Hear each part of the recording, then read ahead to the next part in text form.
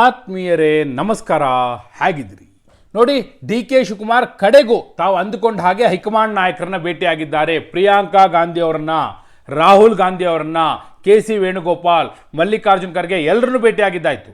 ಮಲ್ಲಿಕಾರ್ಜುನ್ ಖರ್ಗೆ ಅವ್ರನ್ನ, K C Venugopal ಅವ್ರನ್ನ ನಿನ್ನೆ ರಾತ್ರಿ ಭೇಟಿಯಾಗಿದ್ದರು. ಇವತ್ತು ಬೆಳಗ್ಗೆ 10 ಜನಪಥ್ ಸೋನಿಯಾ ಗಾಂಧಿ ಅವರ ನಿವಾಸದಲ್ಲಿ ಯಾರ್ಯಾರನ್ನ ಭೇಟಿಯಾದರು, ಏನೆಲ್ಲ ಮಾತುಕತೆ ನಡೆಸಿದ್ರು ನೋಡಿ. ಅಲ್ಲಿಗೆ ಹೋಗಿದ್ದ ಉದ್ದೇಶ ಅಸ್ಸಾಂ ಎಲೆಕ್ಷನ್ ಬಗ್ಗೆ. ಪ್ರಿಯಾಂಕಾ ಗಾಂಧಿ ಅವ್ರು ಕರೆದಿದ್ದು, ಡಿ ಕೆ ಶಿವಕುಮಾರ್ ಅವ್ರನ್ನ ಕರೆದಿದ್ದು ಯಾರು ಅಂದರೆ ಪ್ರಿಯಾಂಕಾ ಗಾಂಧಿ ಅವರು.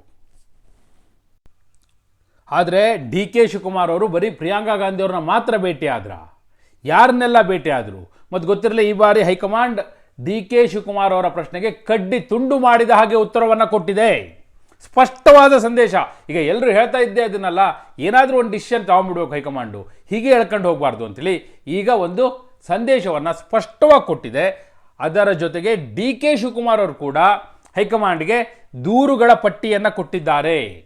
ಏನು ಆ ದೂರುಗಳ ಪಟ್ಟಿ ಏನು, ಅದರಲ್ಲಿ ಯಾರೆಲ್ಲರ ವಿರುದ್ಧ ದೂರಿದೆ, ಹಾಗೂ ಹೈಕಮಾಂಡ್ ಕೊಟ್ಟಿರುವಂಥ ಸ್ಪಷ್ಟವಾದ ಸಂದೇಶ ಏನು?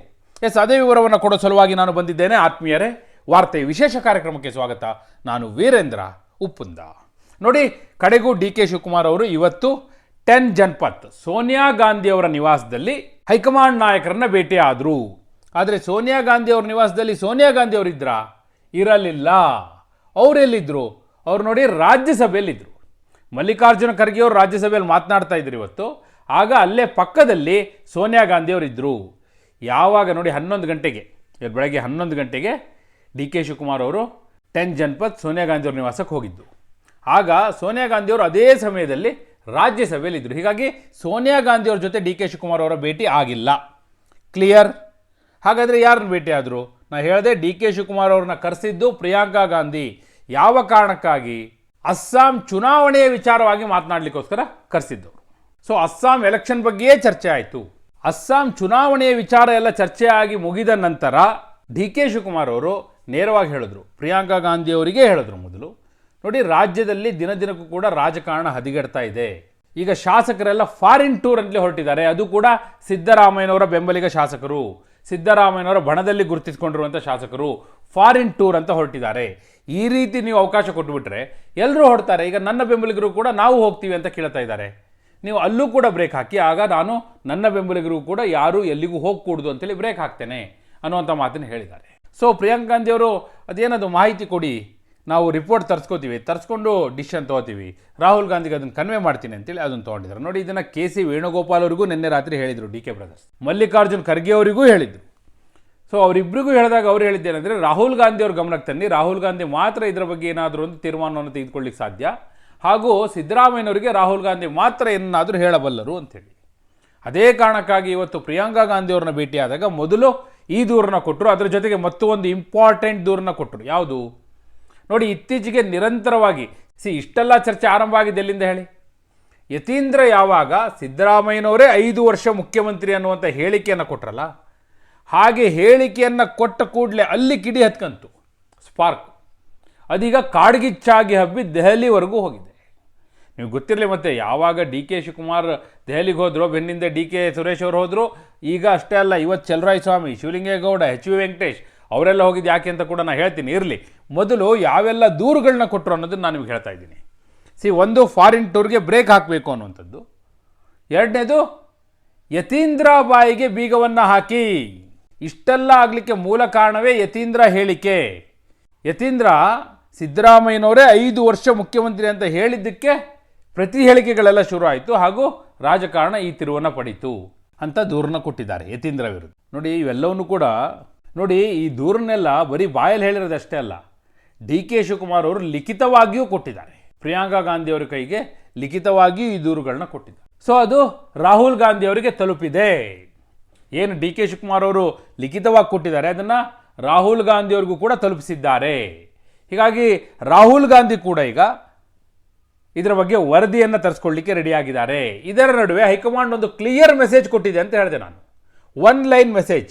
ಅದೇ ನೋಡಿ, ಇಡೀ ದೆಹಲಿ ಭೇಟಿಯ ತಿರುವು ಯಾವುದಪ್ಪ ಅಂದರೆ ಆ 1 ಲೈನ್ ಮೆಸೇಜ್. ಅದೇ ಕಾರಣಕ್ಕಾಗಿ ಶಿವಲಿಂಗೇಗೌಡ, ಎಚ್ ವಿ ವೆಂಕಟೇಶ್, ಚಲರಾಯಸ್ವಾಮಿ ಎಲ್ಲ ಡೆಲ್ಲಿಗೆ ಹೋಗಿ ಸುಮ್ಮನೆ ಅಲ್ಲ, ಅದೇ ಕಾರಣಕ್ಕಾಗಿ ಹೋಗಿದ್ದು. ನೋಡಿ, ಚಲರಾಯಸ್ವಾಮಿ ಅವರು ಡೆಲ್ಲಿಗೆ ಹೋಗಿದ್ದು ಯಾಕೆ ಅಂದರೆ ಬೀಯಿಂಗ್ ಮಿನಿಸ್ಟರ್, ನೋಡಿ ಅವರು ಸಚಿವ ಸ್ಥಾನವನ್ನು ಉಳಿಸಿಕೊಳ್ಳುವ ಸಲುವಾಗಿ ದೆಹಲಿಗೆ ಹೋಗಿದ್ದಾರೆ. ನಿಮಗೆ ಗೊತ್ತಿರಲಿ, ಶಿವಲಿಂಗೇಗೌಡರು ಹಾಗೂ ಎಚ್ ವಿ ವೆಂಕಟೇಶ್ ಸಚಿವ ಸ್ಥಾನವನ್ನು ಕೇಳುವ ಸಲುವಾಗಿ ಹೋಗಿದ್ದಾರೆ. ಅದರಲ್ಲೂ ಮುಖ್ಯವಾಗಿ ಶಿವಲಿಂಗೇಗೌಡರು ಅವರು ಮಿನಿಸ್ಟರ್ ಪೋಸ್ಟಿಗೋಸ್ಕರ ಲಾಬಿ ಮಾಡ್ತಲೇ ಇದ್ದಾರೆ. ಹಾಗಂದರೆ ಏನರ್ಥ? ಅಲ್ಲಿಗೆ ನೀವು ಲೆಕ್ಕ ಹಾಕಿ ಹೈಕಮಾಂಡ್ ಕೊಟ್ಟಿರುವಂಥ ಮೆಸೇಜ್ ಏನು ಅಂತ ನಿಮಗೆ ಇಲ್ಲೇ ಕ್ಲಿಯರ್ ಆಗಿಬಿಡುತ್ತೆ. ಇವತ್ತೊಂದು ತೀರ್ಮಾನ ಆಗೇ ಆಗುತ್ತೆ ಅನ್ನೋ ಕ್ಲಾರಿಟಿ ಎಲ್ರಿಗೂ ಕೂಡ ಇತ್ತು. ಯಾಕಂದರೆ ನೋಡಿ, ಮೊನ್ನೆ ಎಲ್ಲ ಡಿ ಕೆ ಶಿವಕುಮಾರ್ ಹಾಗೂ ಡಿ ಕೆ ಸುರೇಶ್ ಅವರು ಸಂಸತ್ತಲ್ಲೇ ರಾಹುಲ್ ಗಾಂಧಿ ಅವ್ರನ್ನ ಭೇಟಿ ಆಗುವಂಥ ಪ್ರಯತ್ನವನ್ನು ಮಾಡಿದರು, ಪಾಸ್ ಎಲ್ಲ ತೊಗೊಂಡಿದ್ರು. ಬಟ್ ಅಲ್ಲಿ ನೀವು ನೋಡಿದ್ರಿ ಭಾಳ ಡೆವಲಪ್ಮೆಂಟ್ ಆಯಿತು, ಒಳಗಡೆ ದೊಡ್ಡ ಗದ್ದಲ ಆಯಿತು ಅಧಿವೇಶನದಲ್ಲಿ. ಹೀಗಾಗಿ ಅಲ್ಲಿ ಭೇಟಿ ಆಗಲಿಕ್ಕೆ ಆಗಲಿಲ್ಲ. ಅಲ್ಲಿ ಯಾಕಂದರೆ ಕಾಂಗ್ರೆಸ್ ಅವರೆಲ್ಲ ಪ್ರತಿಭಟನೆಯಲ್ಲಿದ್ದರು, ಬಾವಿಯಲ್ಲಿದ್ದರು, ಹೊರಗಡೆ ಬಂದು ಪ್ರತಿಭಟನೆ ಮಾಡ್ತಾಯಿದ್ರು.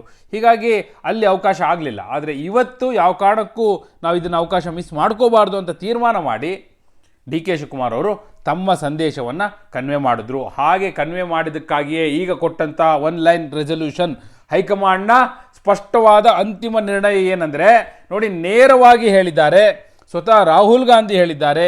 ಏನಂದಿದ್ದಾರೆ? ನಾಯಕತ್ವ ಬದಲಾವಣೆ, ಸಂಪುಟ ಪುನರ್ರಚನೆ, ಇದೆಲ್ಲದರ ಬಗ್ಗೆಯೂ ನಾವು ತೀರ್ಮಾನವನ್ನು ಮಾಡ್ತೇವೆ. ಆದರೆ 5 ರಾಜ್ಯಗಳ ಚುನಾವಣೆಯ ನಂತರ, ಈಗ ನಮ್ಮ ಕಾನ್ಸಂಟ್ರೇಷನ್ ಚುನಾವಣೆ. ಹೀಗಿರುವಾಗ ನಾವು ಬೇರೆ ಯಾವುದೇ ತೀರ್ಮಾನವನ್ನು ಮಾಡುವ ಧಾವಾಂತದಲ್ಲಿ ಇಲ್ಲ.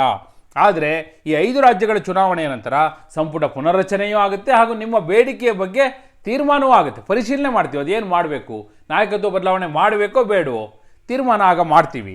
ಅಲ್ಲಿಯವರೆಗೂ ನೀವು ಪದೇ ಪದೇ ಮತ್ತೆ ಆ ವಿಚಾರವನ್ನು ಹೈಕಮಾಂಡ್ ಮುಂದೆ ತರಬೇಡಿ. ಅಲ್ಲಿಗೆ ಕ್ಲಿಯರ್ ಆಯಿತು. 5 ರಾಜ್ಯಗಳ ಚುನಾವಣೆ ಮುಗಿಯುವವರೆಗೂ ಯಾವುದೇ ಕಾರಣಕ್ಕೂ ನಾಯಕತ್ವ ಬದಲಾವಣೆಯ ವಿಚಾರ ಹೈಕಮಾಂಡ್ ಮುಂದೆ ಇಲ್ಲ. 5 ರಾಜ್ಯಗಳ ಚುನಾವಣೆಯ ನಂತರ ಸಿದ್ದರಾಮಯ್ಯನವ್ರನ್ನ ಕರೆಸ್ಕೋತಾರೆ. ನೋಡಿ, ಸಿದ್ದರಾಮಯ್ಯನವರು ಡೆಲ್ಲಿಗೆ ಹೋಗಬೇಕು, ಮಾತನಾಡಬೇಕು, ಮಾತುಕತೆ ಆದ ನಂತರ ಅಷ್ಟೇ ಹೈಕಮಾಂಡ್ ಕನ್ವಿನ್ಸ್ ಮಾಡುವಲ್ಲಿ ಯಶಸ್ವಿ ಆದರೆ ಮಾತ್ರ ಆಗ ನಾಯಕತ್ವ ಬದಲಾವಣೆ ಅನ್ನೋಂಥದ್ದು ಬರುತ್ತೆ. ಅದರ್ವೈಸ್ ನೋ ವೇ, ಚಾನ್ಸೇ ಇಲ್ಲ. ಯಾಕೆ ಅಂದರೆ ನೋಡಿ, ರಾಹುಲ್ ಗಾಂಧಿ ಅವರು ಸಿದ್ದರಾಮಯ್ಯನವರ ವಿಚಾರದಲ್ಲಿ ತುಂಬ ಫಾರ್ಮ್ ಇದ್ದಾರೆ. ಯಾವುದೇ ಕಾರಣಕ್ಕೂ ಏಕಾಏಕಿ ಯಾವುದೋ ಒಂದು ತೀರ್ಮಾನವನ್ನು ಮಾಡಬೇಕು ಅನ್ನುವಂಥ ಧಾವಂತ ಅವರಲ್ಲಿಲ್ಲ. ಯಾಕಂದರೆ ಸಿದ್ದರಾಮಯ್ಯನವ್ರನ್ನ ಪಟ್ಟದಿಂದ ಕೆಳಗಿಳಿಸಲಿಕ್ಕೆ ಡಿ ಕೆ ಶಿವಕುಮಾರ್ ಮುಖ್ಯಮಂತ್ರಿ ಆಗಬೇಕು ಅನ್ನೋದು ಬಿಟ್ಟರೆ ಬೇರೆ ಯಾವ ಕಾರಣಗಳೂ ಕೂಡ ಇಲ್ಲ. ಹೀಗಿರುವಾಗ ಯಾಕೆ ರಿಸ್ಕ್ ತಗೋತಾರೆ? ತಗೊಳ್ಳಲ್ಲ. ಎಸ್, ಅದನ್ನೇ ಸ್ಪಷ್ಟವಾಗಿ ಹೇಳಿದ್ದಾರೆ. 5 ರಾಜ್ಯಗಳ ಚುನಾವಣೆ ಮುಗಿಯುವವರೆಗೂ ನಾವು ಯಾವುದೇ ತೀರ್ಮಾನವನ್ನು ಮಾಡಲ್ಲ. 5 ರಾಜ್ಯಗಳ ಚುನಾವಣೆ ಮುಗಿಲಿ, ಅದಾದ ನಂತರ ಕುಳಿತು ಚರ್ಚೆ ಮಾಡೋಣ ಅನ್ನೋದನ್ನು ಸ್ಪಷ್ಟವಾಗಿ ಹೇಳಿದ್ದಾರೆ. ಅಷ್ಟಕ್ಕೆ ಈಗ ಸಮಾಧಾನ ಮಾಡಿಕೊಂಡು ಡಿ ಕೆ ಶಿವಕುಮಾರ್ ಅವರು ಮರಳಿದ್ದಾರೆ. ಅದನ್ನು ಹೊರತುಪಡಿಸಿ ರಾಜ್ಯ ರಾಜಕಾರಣದ ಬಹಳ ಮುಖ್ಯವಾದ ಪ್ರಶ್ನೆ ನಾಯಕತ್ವ ಬದಲಾವಣೆ.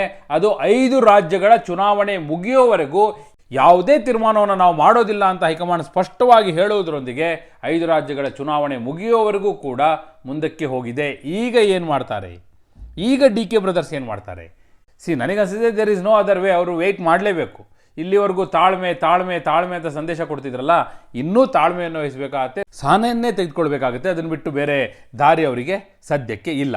ಹೈಕಮಾಂಡ್ನ ಈ ತೀರ್ಮಾನ ಡಿ ಕೆ ಬ್ರದರ್ಸ್ ಸುಮ್ಮನೆ ಒಪ್ಕೊಳ್ಬಹುದಾ ಅಥವಾ ಬೇರೆ ಏನಾದರೂ ದಾರಿ ಹಿಡಿತಾರಾ? ಯಾಕಂದರೆ ಒನ್ಸ್ ಬಜೆಟ್ ಆಯಿತು ಅಂದರೆ, 5 ರಾಜ್ಯಗಳ ಚುನಾವಣೆ ಮುಗೀತು ಅಂದರೆ ಆಗಲೂ ಹೈಕಮಾಂಡ್ ಮತ್ತು ಮುಂದಕ್ಕೆ ಹಾಕ್ಬೋದು. GBA ಚುನಾವಣೆ, ZPTP ಎಲೆಕ್ಷನ್ಸ್, ಹೀಗೆ ಬೇರೆ ಬೇರೆ ಚುನಾವಣೆಗಳ ಕಾರಣವೊಡ್ಡಿ ಮತ್ತು ಮುಂದಕ್ಕೆ ಹಾಕ್ಬೋದು. ಆ ರೀತಿಯ ಸಾಧ್ಯತೆಯೂ ಇರುತ್ತೆ. ಹೀಗಿರುವಾಗ ಡಿ ಕೆ ಬ್ರದರ್ಸ್ ಈಗ ಸುಮ್ಮನಾಗ್ಬಿಡ್ತಾರಾ ಅಥವಾ ಬೇರೆ ಯಾವುದಾದ್ರೂ ದಾರಿಯನ್ನು ಹುಡುಕೊಳ್ಬೋದಾ? ಏನು ಮಾಡ್ಬೋದು? ಎಸ್, ನಿಮ್ಮ ಅಭಿಪ್ರಾಯವನ್ನು ಕಮೆಂಟ್ ಮೂಲಕ ತಿಳಿಸಿ. ಹಾಗೆ ನೀವಿನ್ನೂ ವಾರ್ತೆ ಚಾನಲ್ನ ಸಬ್ಸ್ಕ್ರೈಬ್ ಮಾಡಿಲ್ಲ ಅಂದರೆ ಈಗಲೇ ಸಬ್ಸ್ಕ್ರೈಬ್ ಮಾಡಿ. ಧನ್ಯವಾದ.